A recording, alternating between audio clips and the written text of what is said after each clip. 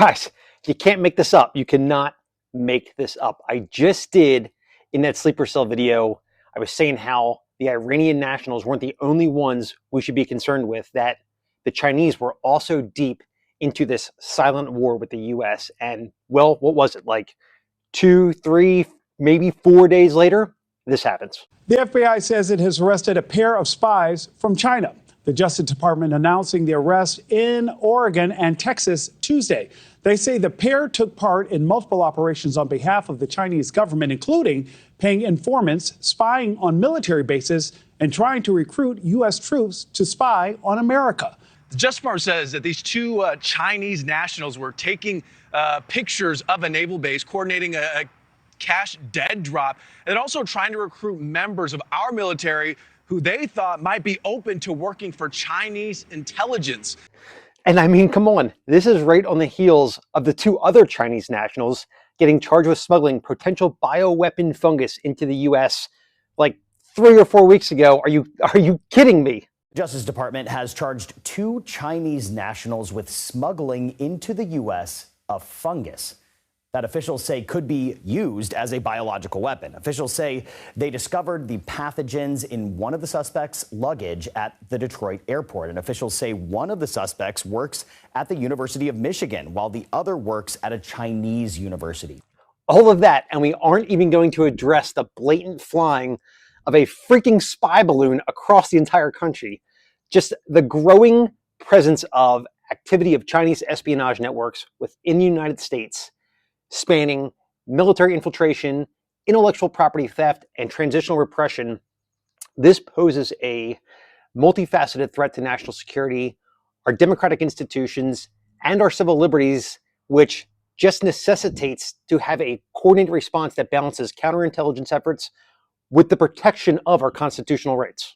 So, I mean, really, guys, none of this should be a secret to anyone. The FBI identifies China as the most active foreign power in economic espionage, targeting U.S. businesses, universities, and research institutions. In addition to that, it is no secret that they have just this overt theft of trade secrets and technological data, and that costs the U.S. economy hundreds of billions annually. Now, guys, am I out there saying that every single Chinese person that's going out, creating and selling fake purses on Canal Street is a Chinese operative? No, absolutely not. Hell no. But you can't ignore the fact that in China, they have the National Intelligence Law of the People's Republic of China, which was just passed in June of 2017. And this states that literally everyone is responsible for state security. But the parts of the law that you need to pay attention to, or at least be aware of, is this one right here, Article 7, which says that all organizations and citizens shall support, assist, and coordinate with national intelligence efforts in accordance with the law. And then you also have Article 10, which says, as necessary for their work, national intelligence work institutions are to use the necessary means, tactics, and channels to carry out intelligence efforts domestically and abroad. So not only is this stuff just out there like that in Chinese law, but we know that there have been Chinese operatives that have harassed and intimidated Chinese American dissidents and pro-democracy advocates. There was also the big thing that was uncovered back in 2023 where 2 Chinese nationals were arrested, and that was in New York City, and they were conspiring to act as agents of the Communist Chinese Party's Ministry of Public Security, which is MPS, as a result of them finding secret police stations. And they also found these police stations in, the ones they had in New York City, but also Los Angeles, Houston, and San Francisco. And they weren't limited to just those big cities. They also found these things in small cities in Nebraska and Minnesota. 2 men living in New York City have been charged with conspiring to act as agents of the Chinese government. And prosecutors say they helped set up and operate a secret Chinese government police station right here in the city. This nondescript office building in the heart of bustling Chinatown in Lower Manhattan has a dark secret. An ominous description from U.S. Attorney Breon Peace, who says that until several months ago, an entire floor hosted an undeclared outpost station of the Chinese National Police. So according to one assessment, at least 102 known or suspected Chinese overseas police stations are currently active in 53 different countries. Now, let's be honest with ourselves, The real number is undoubtedly higher.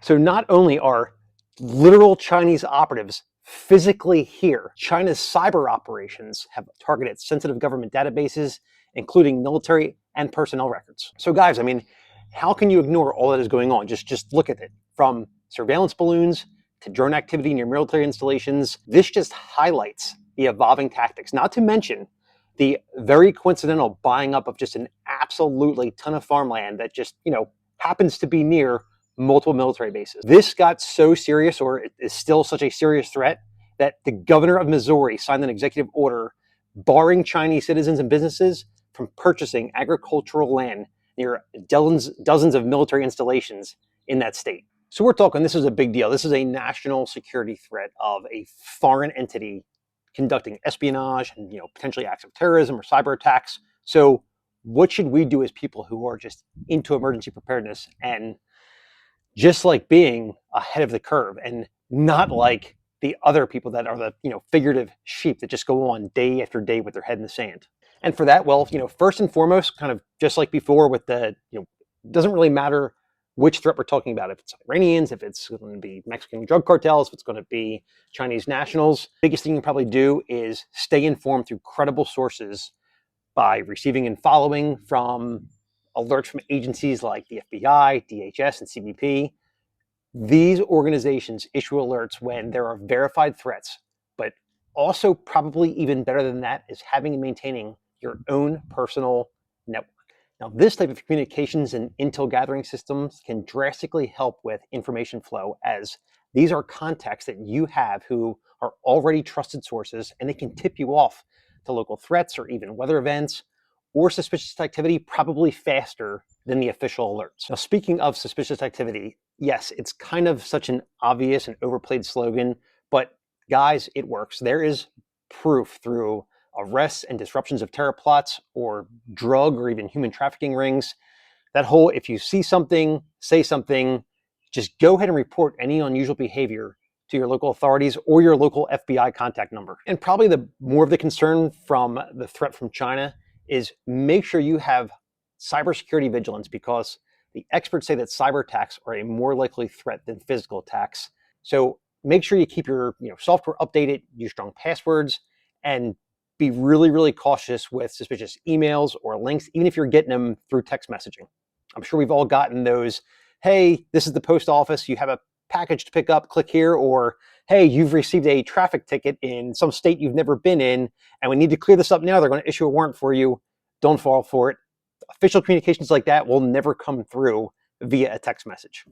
And even as far as that whole network building or group building, whatever you want to call it, a good way to go about doing that is just through community engagement. You want to build strong, inclusive communities, because that alone can help prevent radicalization and misinformation, because a key component to becoming radicalized is the fact that isolation and fear can make people very vulnerable and easy to manipulate. So guys, that's pretty much it for this one. I want to thank you for hanging out with me.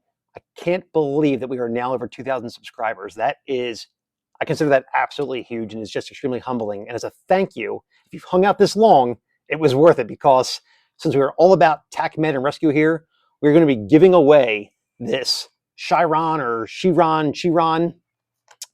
mini IFAK from Frog Pro. If you're not familiar with Frog Pro, they are definitely a Gucci brand that makes some really good stuff.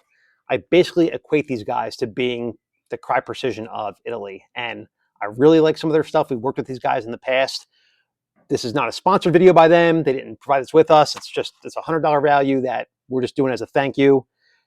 We do, if you happen to check out their website, which I should suggest that you do, because they make some really high-end gear, we do have a discount code, so shoot us an email. We'll send you that. But what we're going to do as far as this goes, just drop a comment saying kind of, whatever you want in the comment section. I'll build one of those spin the wheels, and on the next video, at the end of the next video that we release, we will have the winner of this IFAK, and we'll get it mailed out to you. So can't thank you guys enough. It is Independence Day, so happy 4th of July. Hope you guys are going out, have a good time, but at the same time, just be cognizant. We know historically large gatherings are prime targets, whether that's going somewhere to watch a parade, going somewhere to watch the fireworks. It doesn't have to be some foreign national that's activated from a foreign country, lone wolf attacks are also a very high threat. So just be cognizant, keep good situational awareness, be prepared to be your own quick reaction force. Make sure your family is up on your escape plan or what you plan to do if something happens. Again, we don't want to live in panic or fear, but we do want to be able to respond appropriately if something happens. So with that, hope you guys enjoyed this. And as always, be safe.